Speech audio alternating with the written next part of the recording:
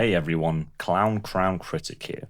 Why settle for a regular critic when you can have a royal jester juggling criticisms around and probably land a pile two in his own face at some point? Alright, grok. First video idea. And submit. Wait, really? JJK? No. They can't even read. Oh, really? Well, what are the alternatives? Right, politics, no. Too doom and gloom, no. Fee. Oh. Okay, we'll stick with JJK. Hey everyone, Crown Critic here. Let's dive into the chaotic world of JJK and break down Yuji Itadori, who I'd argue is one of the most deeply human protagonists we've got in modern shonen right now. So we're going to be looking at his character arc up until the end of Season 3, Episode 2. I know Episode 3 has just come out, but, that's a yap session. We'll ignore that. So we're going to be looking at the emotional arcs and how he got to where he is today.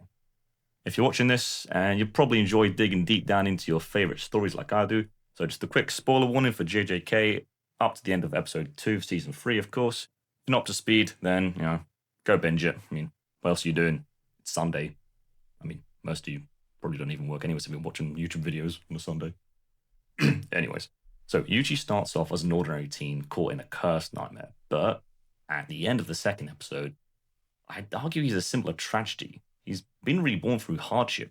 So we're going to look at his lingering guilt connected to themes of taking responsibility, weaving some brotherly parallels with Choso, and tie it off neatly with a cute little bow with his death. And a revival thanks to Yuta. Thanks, Yuta.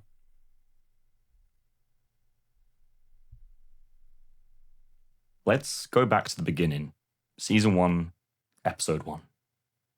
Yuji is just a typical high school kid with exceptional strength. Stumbling into the world of curses, he gobbles up that Sukuna finger to protect his friends, of course, which was a split-second decision. No heroic destiny involved. But after that first fight, there's this understated moment. Yuji's trying to scrub the blood from his hands. It's actual blood from the battle, of course, but it's loaded with symbolism, with meaning. Gege is really hinting this early on. Yuji's marked with stains that just will not fade. He scrubs hard, but you can see from his expression the guilt is setting in. It's lingering. It won't come off no matter how hard he rubs, no matter how hard he scrubs. As the season moves on, this theme spreads. After Shibuya incident in Season 2, Yuji isn't just fighting curses anymore. He's grappling with his own morality and the consequences of every disaster that's linked to him. Sukuna's rampage? Yuji carries that weight. No amount of washing can remove that kind of metaphorical blood. This ties into a classic shonen motif. Men stepping up and owning their actions. In JJK, it's not about dramatic power boosts. It's about facing your mistakes head on. Yuji represents this in a really raw way, I'd say. This, I think, is a progression from some of the older shonen protagonists, some of the sorts that we see in the Big Three, who normally would rally up with speeches about hope and, friendship. Sorry, fairy tale. Whilst here with Yuji, he internalizes this pain. This is my fault, he thinks. I have to make it right. It's a pretty stark take on masculinity. It's not flashy toughness, but a heavy burden that wears you down. Gege suggests that true responsibility can break you. By the first episode of Season 3, post Shibuya, Yuji's just numb. He's detached, alone. There's that harrowing starting shot of him, which really still lingers and is, I'd say, possibly even an improvement on the mag panel. He's just going through the motions now. The blood from the first episode, it's now a part of him. It shadows his battles and quiet moments.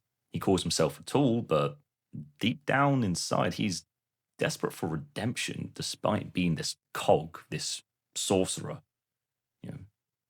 We've moved on from morals, but has he really personally moved on himself? Just really quickly, if you could show me some love down below, a like, subscribe, comment that you want feet videos instead of these commentary videos, any sort of engagement, it's going to help me a lot. Thanks.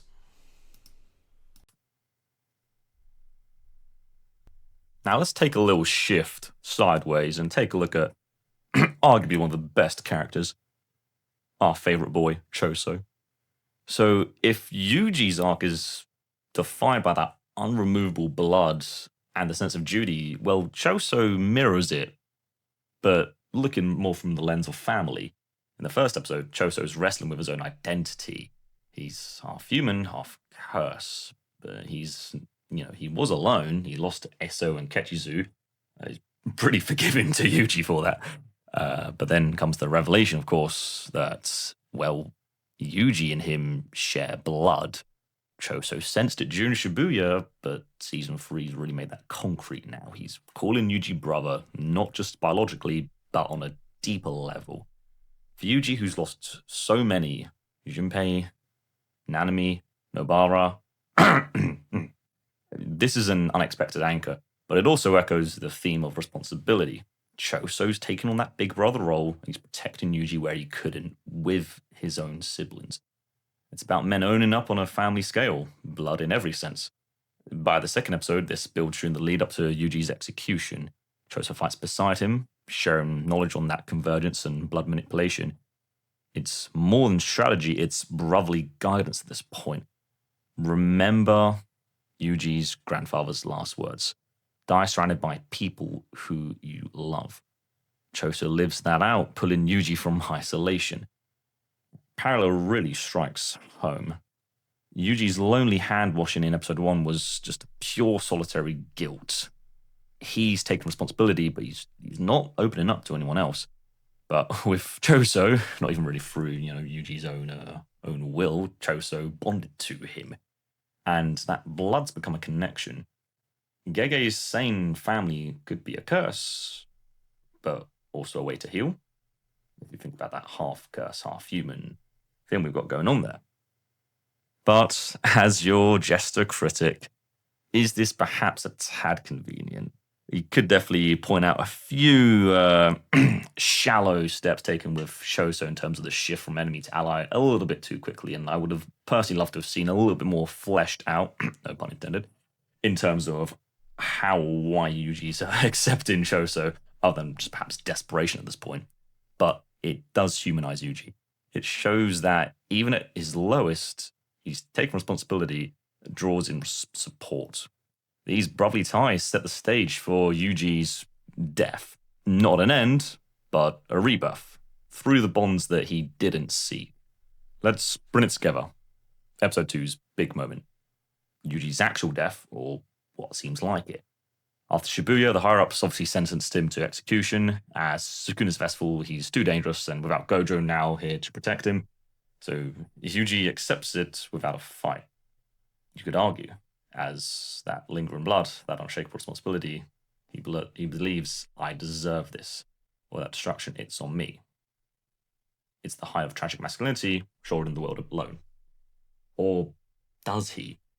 We have that short flashback to Nanami here. We can see Yuji still wrestling with this idea of, does he deserve it, or does he not? Was he merely just overpowered in this moment? We'll never know for sure, but it's an interesting question to think about. So, Yuta carries it out, and this fight in episode 2 is it's a good fight. It's a good showcase of some of the new animation here. I love the shot of the fight scene taking place on theater. It gives this idea of the light, the focus, the attention, it's on Yuji himself here.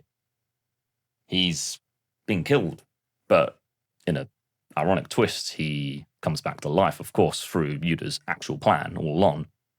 But is this perhaps the hard way out that Yuji's forced to take? Did he choose this? Possibly. Or has Yuji just simply been flung around from more tragic situation to another tragic situation, being forced to make amends, take responsibility, and keep fighting, remain as that cog in the system? Thematically, it's really masterful. Yuji's been dying from the inside. He literally dies, but only to return to purpose. This time, maybe he's got some solutions. Maybe he's now got the grit to withstand it. Yuji isn't the all-powerful hero. He's not invincible. The guy's died twice in the series. He's only him and Goku compete for the most amount of character deaths by tanks at this point. But he's human. He's only in his path and he's pressing forward. So we end with him ready for the Cullen game and the arc session, where he ties to Choso and both Yuta will truly test that rebirth. So, to conclude, Yuji, from blood-stained beginner to a figure reborn in turmoil, his arc up until this point has been a prime example of strong character development. Enduring guilt, a sense of duty, brotherly bonds with Choso, and the death to redemption arc, all just in a couple episodes. JJK goes beyond its fights. It's about staying human in a cursed world. And that wraps up the first video. Thanks for joining me on this, everyone. To my 8 followers on X, hopefully growing. See you in the next one. Enjoy your Sunday.